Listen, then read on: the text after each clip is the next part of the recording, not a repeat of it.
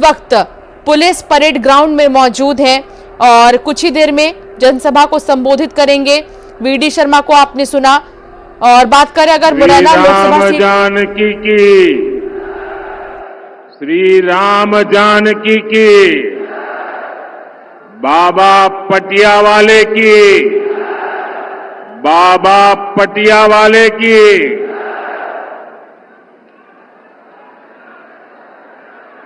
मैं वीरों की धरती को, मुरैना की मिट्टी को श्रद्धा पूर्वक नमन करता हूं।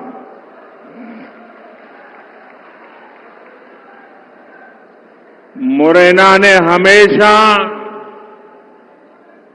उन्हीं का साथ दिया है जिनके लिए राष्ट्र प्रथम है। आप सबका उत्साह देखकर मैं कह सकता हूं कि मुरैना आज भी न अपने संकल्प से डिगा है और न ही कभी डिगेगा।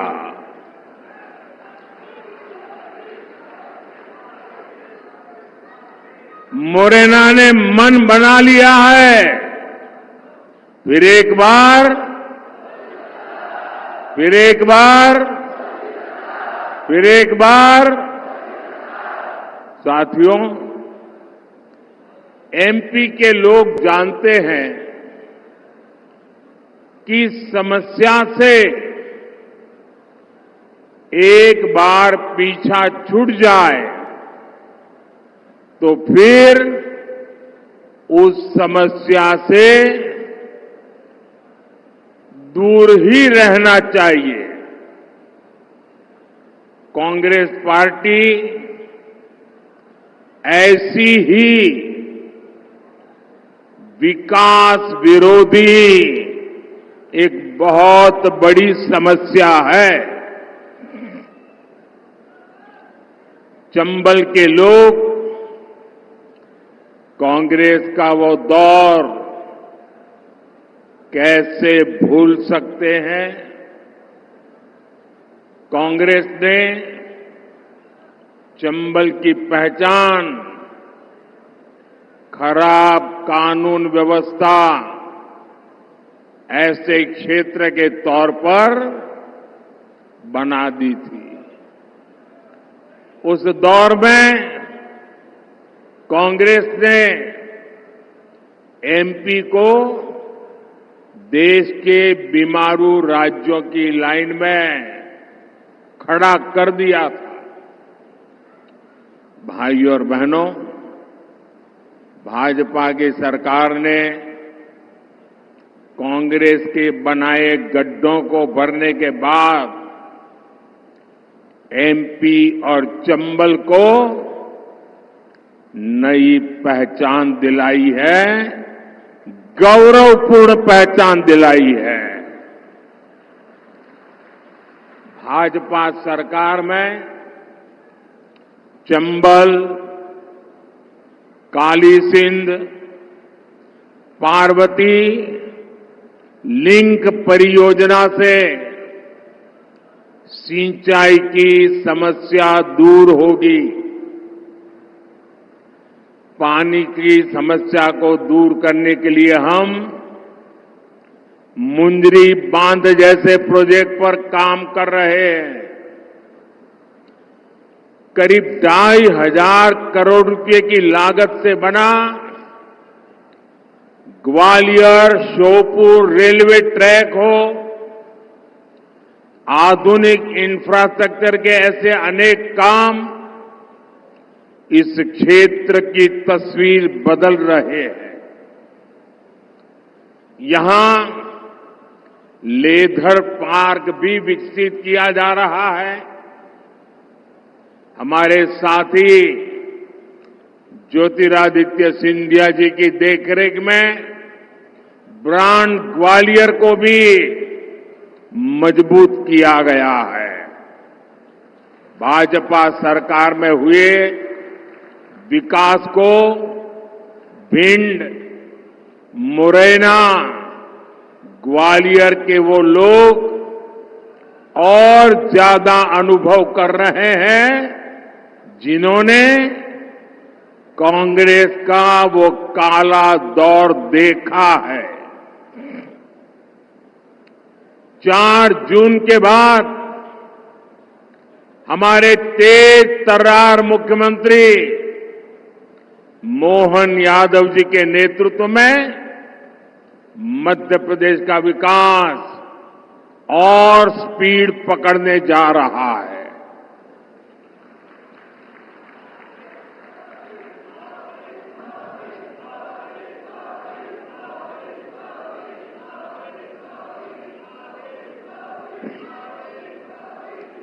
साथियों, भाजपा के लिए देश से बड़ा और कुछ भी नहीं है और कांग्रेस के लिए अपना परिवार ही सब कुछ है। कांग्रेस की पॉलिसी है जो देश के लिए सबसे ज्यादा योगदान करे, सबसे ज्यादा मेहनत करे, सबसे ज्यादा समर्पण करे, उसे सबसे पीछे रखो। इसलिए कांग्रेस ने इतने वर्षों तक सेना के जवानों की 1 रैंक 1 पेंशन जैसी मांग पूरी नहीं होने दी। हमने सरकार बनते ही 1 रैंक 1 पेंशन को लागू किया। हमने सीमा पर खड़े जवानों की सुविधा की भी चिंता की। कांग्रेस सरकार ने जवानों के जो हाथ बांध रखे थे, हमने उन्हें भी खुली छूट दे दी। हमने कहा अगर 1 गोली आती है 10 गोली चलनी चाहिए।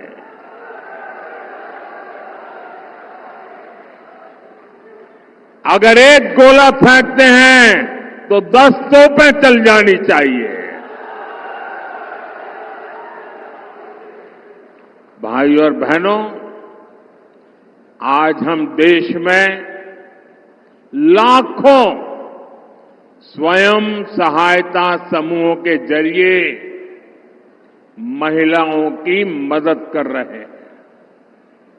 मोदी ने गांव-गांव में शौचालय बनाकर माताओं बहनों के सम्मान की रक्षा की। अब अगले 5 वर्षों के लिए मोदी ने 3 करोड़ महिलाओं को लखपति दीदी बनाने की गारंटी दी है।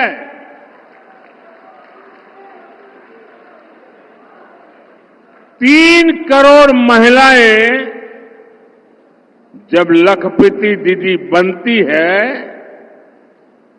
तो उस परिवार की, उस गांव की सारी अर्थव्यवस्था तेज गति से दौड़ने लग जाती है। साथियों, आप सब जानते हैं आजादी के समय कांग्रेस ने धर्म के नाम पर देश का विभाजन स्वीकार किया था। मां भारती के हाथों की जंजीरें काटने के बजाय कांग्रेस ने मां भारती की भुजाएं ही काट दी थी, देश के टुकड़े कर दिए थे।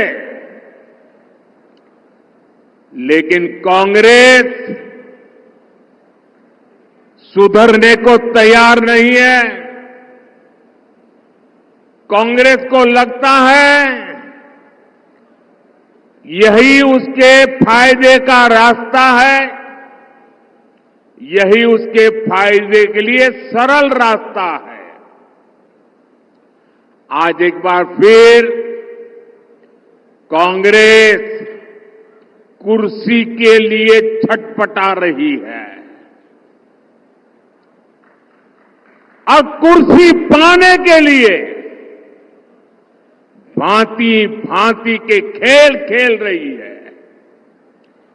देश के कोटि कोटि नागरिकों के आंखों में धूल झोंककर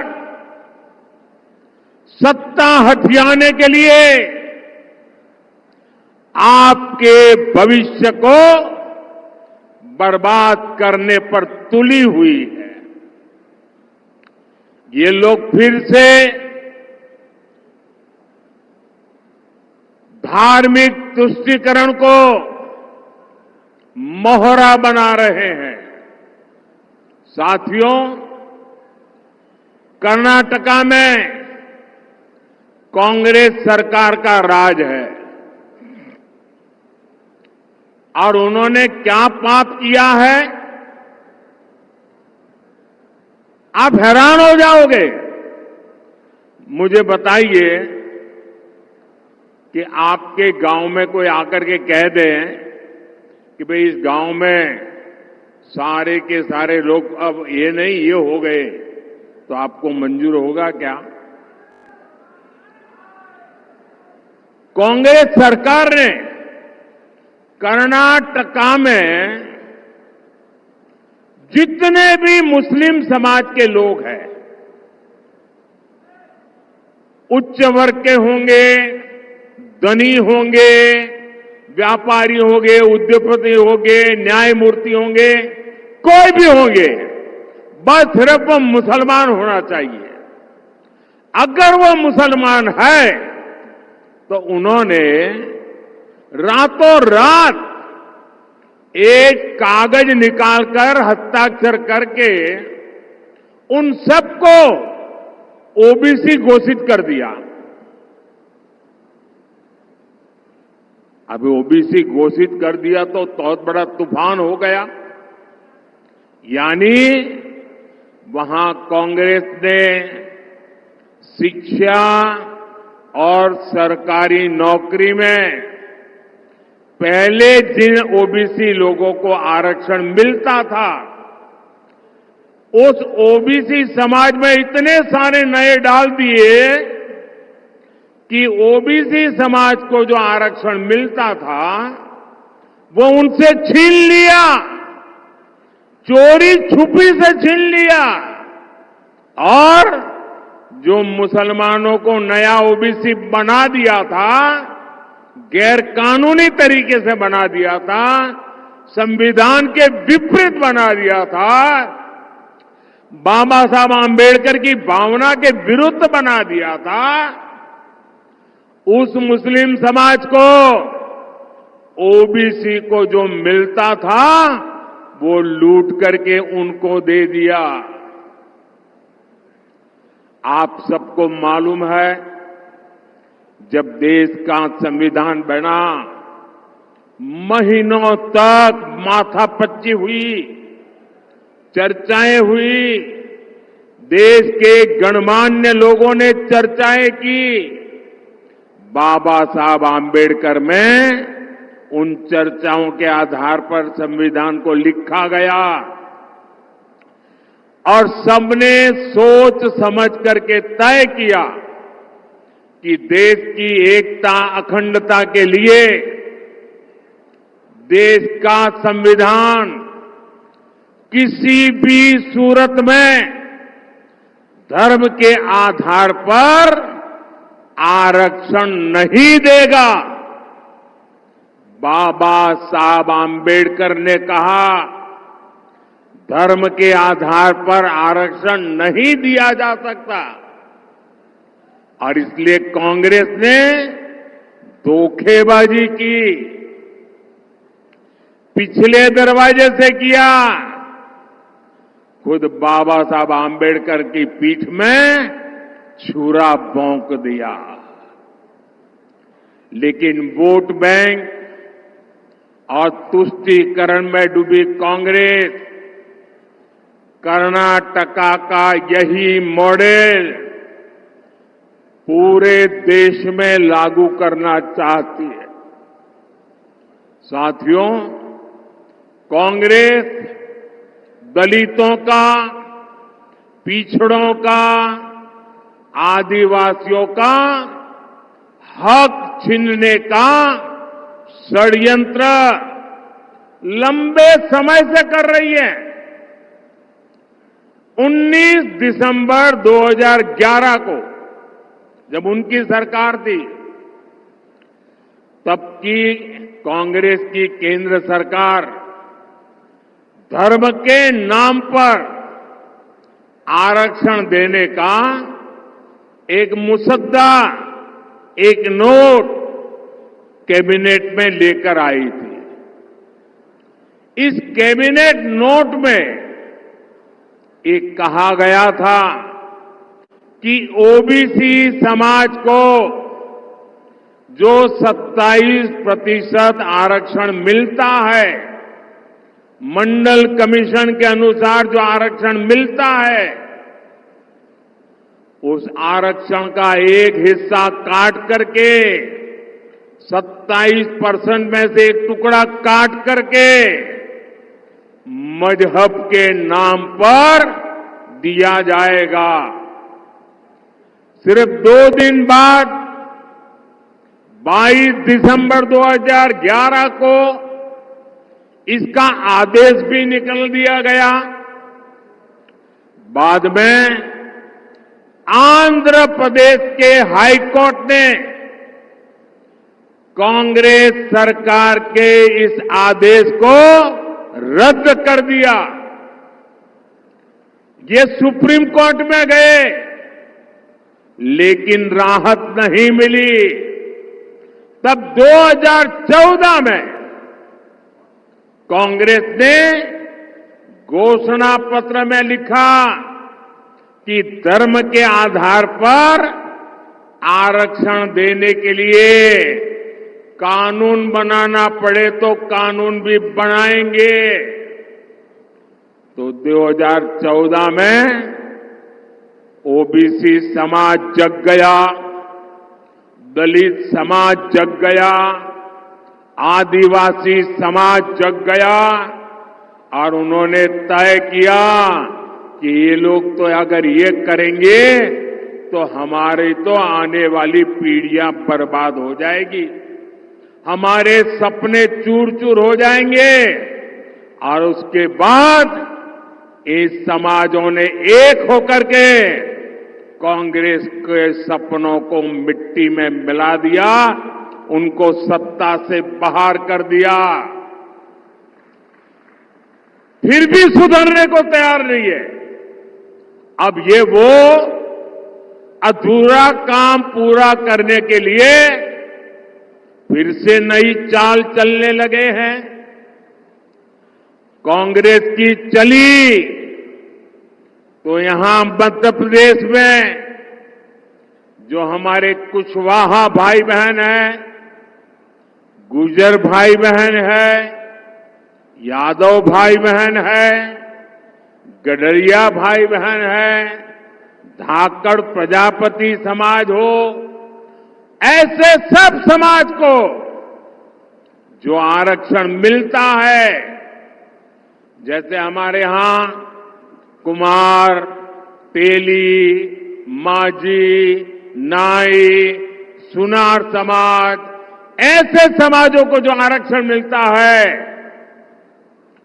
कांग्रेस इन सभी ओबीसी जातियों से उनका हिस्सा छीनकर अपने चहेते वोट बैंक को मजबूत करने के लिए उनके चरणों में देने का मन बना करके बैठी है।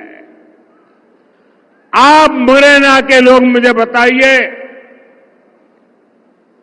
क्या आप ऐसा पाप होने देंगे? पूरी ताकत से बताइए। उनको जरा डर लगे, ऐसा करिए। क्या ऐसा होने देंगे? ये ओबीसी का हक छीनने वालों को पूरी तरह साफ कर देंगे, चुन चुन करके साफ कर देंगे, हर पोलिंग बूथ में साफ कर देंगे। साथियों, भाजपा सबका साथ, सबका विकास के मंत्र पर चलने वाली पार्टी है। भाजपा सरकार अगर जरूरतमंदों को कोविड के समय अगर राशन की जरूरत है तो कोई भेदभाव नहीं, न जाति का भेदभाव, न धर्म का भेदभाव, जरूरतमंद 80 करोड़ लोगों को मुफ्त राशन देता रहा। क्या कभी आपने कोई शिकायत सुनी है? आपने कभी सुना है कि हमारे गांव में वो मुसलमान भाई है इसलिए उसको मिलता नहीं है? कभी सुना है? भाइयों बहनों, भाजपा सरकार ने 4 करोड़ गरीबों को पक्के मकान दिए। ये घर बिना भेदभाव हर धर्म के लोगों को मिले हैं। क्या किसी गांव में ने कोई शिकायत सुनी है कि भाई धर्म के आधार पर मुझे मकान नहीं मिला? ऐसा सुना है क्या? यहां भाजपा सरकार है कि नहीं है? दिल्ली में भाजपा सरकार है कि नहीं है? कोई भेदभाव की खबर सुनी है क्या? भाजपा सरकार ने 11 करोड़ घरों तक पीने का पानी का कनेक्शन पहुंचाया है। कोई जातिवाद नहीं होने दिया, कोई धर्म के नाम पर भेदभाव नहीं होने दिया, क्योंकि सबका साथ, सबका विकास ये हमारा मंत्र है। हर धर्म, हर समाज को ये लाभ समान रूप से मिलना चाहिए। समान रूप से मिलना चाहिए कि नहीं मिलना चाहिए? अगर सबको समान रूप से मिलता है तो आपकी कोई शिकायत होती है क्या? लेकिन अगर कांग्रेस आती है तो ये सारी सुविधाएं दलितों, पिछड़ों, आदिवासियों और सामान्य वर्ग के गरीबों को नहीं मिलती। कांग्रेस की चले तो गरीब कल्याण की योजनाओं का लाभ भी धर्म के आधार पर देती, क्योंकि कांग्रेस तो डंके की चोट पर यही कहती है कि देश के संसाधनों पर पहला हक मुसलमानों का है। मोदी कहता है देश के संसाधनों पर पहला हक इस देश के गरीबों का है, इस देश के पिछड़ों का है, इस देश के आदिवासियों का है। साथियों, कांग्रेस एक के बाद एक ऐसी घोषणाएं कर रही है जो देश को भी कमजोर करेगी और आपके परिवार को भी कमजोर करोगी।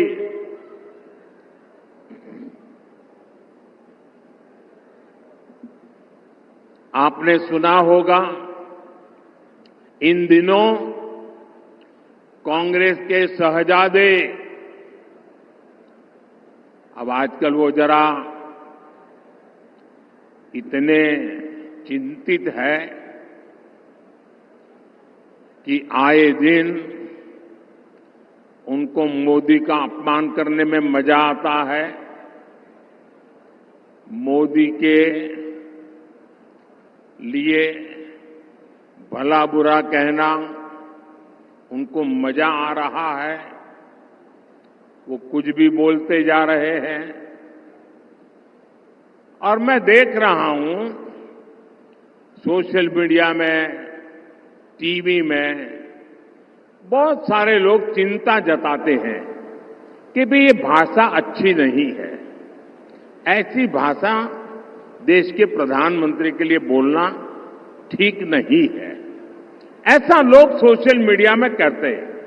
कुछ लोग बहुत दुखी हो जाते हैं कि मोदी जी को ऐसा क्यों बोला, देश के प्रधानमंत्री के लिए ऐसी भाषा का क्यों प्रयोग किया, देश के प्रधानमंत्री को कभी कोई ऐसा बोलता है क्या। मेरी सबसे विनती है कि कृपा करके आप दुखी मत होइए, आप गुस्सा मत कीजिए। आपको पता है वे नामदार है, हम तो कामदार हैं। और नामदार तो कामदार को सदियों से ऐसे ही गाली गलौज करते आए हुए हैं, ऐसे ही ठोकर मारते आए हुए। तो भाई मैं तो आप में से आता हूं, गरीबी से निकला हूं। अगर 5-50 गालियां पड़ जाएगी तो पड़ जाएगी, आप गुस्सा मत कीजिए। मैं सबको कहता हूं, आप लोग नाराजगी मत व्यक्त कीजिए। वो इतने निराश है कि अभी आगे आगे तो और बहुत कुछ बोलेंगे, आप अपना समय खराब मत कीजिए। तो ये मेरी सोशल मीडिया में जो लोग बहुत नाराजगी से कुछ न कुछ कहते रहते हैं, टीवी मीडिया वाले भी कहते हैं, मेरी करबद्ध प्रार्थना है भाई, इन नामदारों को कुछ मत कहो। हम कामदार सहन करने के लिए पैदा हुए हैं, हम सहन करेंगे, सहन भी करेंगे और मां भारती की सेवा भी करेंगे। हम जरा भी पीछे नहीं हटेंगे दोस्तों, जरा भी रुकेंगे नहीं। ये मैं देशवासियों को विश्वास दिलाता हूं। आजकल इस शाही परिवार के शहजादे पूरे देश में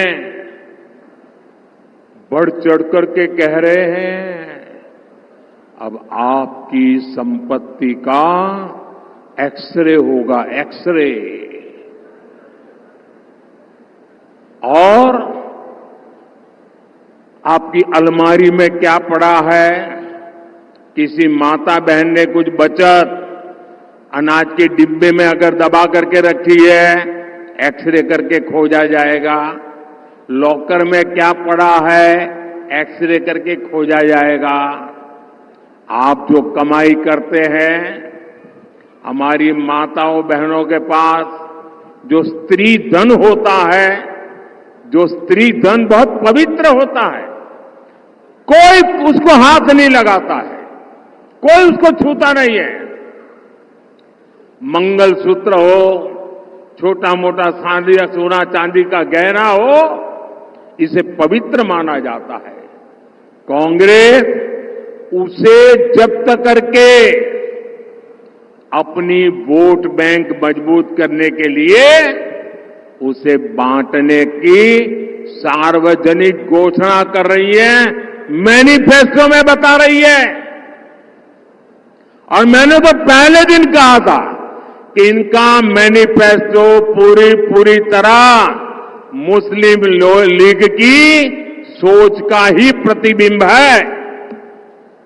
और साथियों, ये एक्सरे करके आपको लूटने की योजना बना रहे हैं। क्या आप उनको आपकी संपत्ति छीनने का अधिकार देंगे क्या? इनको चुनाव में जीतने देंगे क्या? इतना ही नहीं, ये इससे भी संतुष्ट नहीं है। वो जीते जीतो छोड़िए, ये स्वर्गवास के बाद भी, मृत्यु के बाद भी आपकी जो बची हुई संपत्ति है, जो स्वाभाविक रूप से आपके बेटे बेटी को मिलनी चाहिए वो भी आप नहीं दे पाओगे। आपने कितनी ही मेहनत करके बच्चों के लिए इकट्ठा किया होगा, कांग्रेस वाले कहते हैं कि उनकी सरकार आएगी तो वो भी डब्बे में से गुल कर दिया जाए। ऑफिशियली कहते हैं आपकी कमाई का आधे से ज्यादा कांग्रेस अगर सरकार में आती है तो ये सरकार छीन लेगी।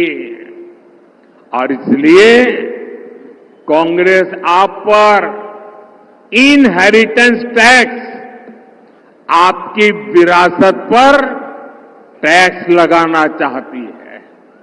भाइयों और बहनों, इनहेरिटेंस टैक्स से जुड़े जो तथ्य अब निकलकर सामने आ रहे हैं वो देश की आंखें खोलने वाले हैं।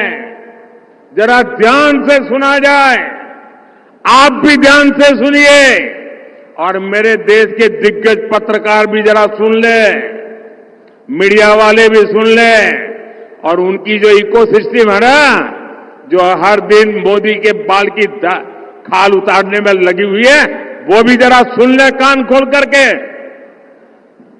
देश के साथ कैसा कैसा पाप हुआ है। मैं आज देश के सामने पहली बार एक दिलचस्प तथ्य आपके सामने रखना चाहता हूं। जब देश की एक प्रधानमंत्री बहन इंदिरा जी नहीं रही तो उनकी जो मिल्कत थी, उनकी जो प्रॉपर्टी थी, वो उनकी संतानों को मिलनी थी। लेकिन पहले ऐसा कानून था कि वो उनको मिलने से पहले एक हिस्सा सरकार ले लेती थी। कांग्रेस ने पहले ऐसा कानून बनाया था। तब चर्चा थी और व्यापक रूप से चर्चा थी कि जब इंदिरा जी नहीं रही और उनके बेटे राजीव गांधी जी को ये प्रॉपर्टी मिलने की थी, लिख करके गई थी, तो अब सरकार को पैसा चला न जाए, प्रॉपर्टी को बचाना था, तो इन्होंने क्या कर दिया, उस प्रॉपर्टी को बचाने के लिए अपनी माता इंदिरा गांधी से मिले हुए पैसों को बचाने के लिए उस समय के प्रधानमंत्री श्रीमान राजीव गांधी ने अपनी संपत्ति बचाने के लिए पहले जो इनहेरिटेंस कानून था उसको समाप्त किया और खुद के पैसे बचा लिए। खुद पर आई तो कानून हटा दिया और अब वहां मामला निपट गया। तो आज फिर सत्ता पाने के लालच में ये लोग वही कानून ज्यादा कड़ाई से वापस लाना चाहते हैं। बिना टैक्स के अपने परिवार की चार पीढ़ियों की अकूत धन दौलत हासिल करने के बाद अब ये लोग आप जैसे सामान्य मानवी की विरासत, आपकी मेहनत की कमाई जो आपने अपने बच्चों के लिए बचत करके रखा है, उस पर टैक्स लगा करके आधी संपत्ति लूटना चाहते हैं। और इसलिए ही तो देश कह रहा है कांग्रेस की लूट जिंदगी के साथ भी और जिंदगी के बाद भी। साथियों, आपके और कांग्रेस के आपके साथ खिलवाड़ करने के उनके जो इरादे हैं, कांग्रेस के इन खतरनाक इरादों के बीच आपके हकों की रक्षा के लिए ये मोदी दीवार बन के खड़ा है।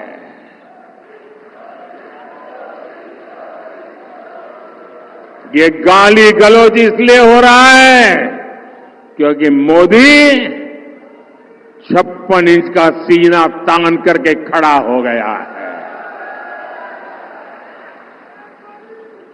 इनके मंसूबे सफल नहीं होंगे, इनके मंसूबे सफल नहीं होंगे, ये मोदी की गारंटी है।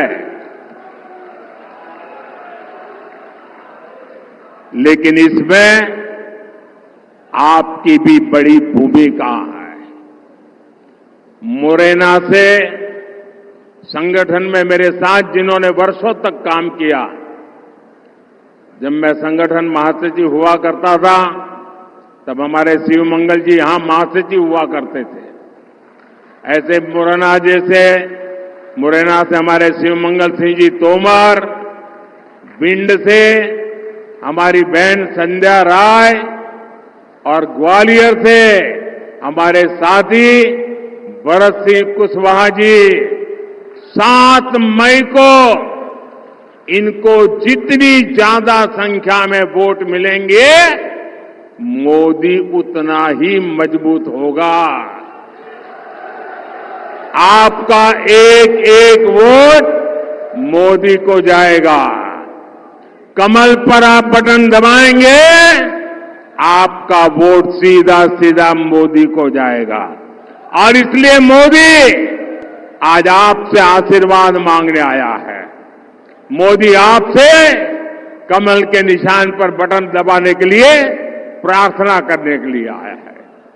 तो घर घर जाएंगे, मतदान करवाएंगे, हमारे साथियों को जिताएंगे, पोलिंग बूथ जीतेंगे, पक्का करेंगे। अच्छा, मेरा एक काम करोगे?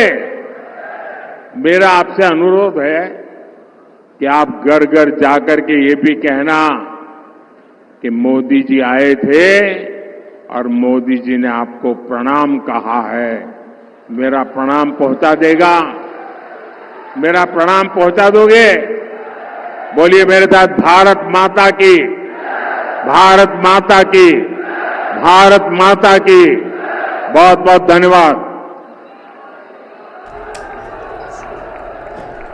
तो आप सीधी तस्वीरें देख रहे हैं। विजय संकल्प रैली आज मुरैना में प्रधानमंत्री नरेंद्र मोदी चुनावी हुंकार भरते हुए और एक बार फिर उन्होंने कांग्रेस पर जमकर निशाना साधा। कांग्रेस की मंशा क्या है, नियत क्या है, इस पर उन्होंने कई सारे सवाल भी दागे। और इस दौरान आपने देखा कि मंच पर बीडी शर्मा, ज्योतिरादित्य सिंधिया भी मौके पर मौजूद रहे और साथ ही उन्होंने बीजेपी के प्रत्याशी के पक्ष में वोट की अपील भी की है। और उन्होंने ये साफ कर दिया है कि मोदी की गारंटी निश्चित है और मोदी की गारंटी की भी गारंटी है। अगर आप कोई सपना देखते हैं तो उसका संकल्प मैं लेता हूं। और इस तरीके से उन्होंने आश्वासन दिया है, सभी को आश्वस्त किया है कि आगामी सरकार जनता के हित में काम करेगी। और इस वक्त आप सीधी तस्वीरें मुरैना से देख रहे थे जब प्रधानमंत्री नरेंद्र मोदी ने चुनावी हुंकार भरने के साथ ही कांग्रेस पर जमकर हमला किया। तो देखिए, गजब की भीड़, गजब का उत्साह इस दौरान देखने को मिला है। उनके स्वागत की भी तस्वीरें हमने आपको दिखाई और स्वागत के साथ साथ जिस दौरान उन्होंने सभी को संबोधित करना शुरू किया, उस वक्त देखते ही बन रहा था जनता में गजब का जोश देखने को मिला है। तो देखिए, जहां पर नागरिक उड्डयन मंत्री ज्योतिरादित्य सिंधिया प्रधानमंत्री का स्वागत करते नजर आए और साथ ही बीजेपी प्रदेश अध्यक्ष बीडी शर्मा भी इस दौरान मौजूद रहे। और आज का दिन बहुत ही खास मुरैना के लिए, क्योंकि आज मुरैना के आसपास के जिले भी, जाहिर सी बात है, प्रधानमंत्री जब एक जगह से चुनावी भाषण देते हैं तो वो उसकी गूंज आसपास के इलाकों में भी सुनाई देती है। और दूर दूर से यहाँ पर लोग पहुंचे हैं, लाखों की संख्या में जो पब्लिक है वो यहाँ पर पहुंची उनको सुनने के लिए। और आप देख पाएंगे दूर दूर तक यहाँ पर जनता नजर आ रही है। विशाल जनसभा को संबोधित करते हुए प्रधानमंत्री नरेंद्र मोदी नजर आए।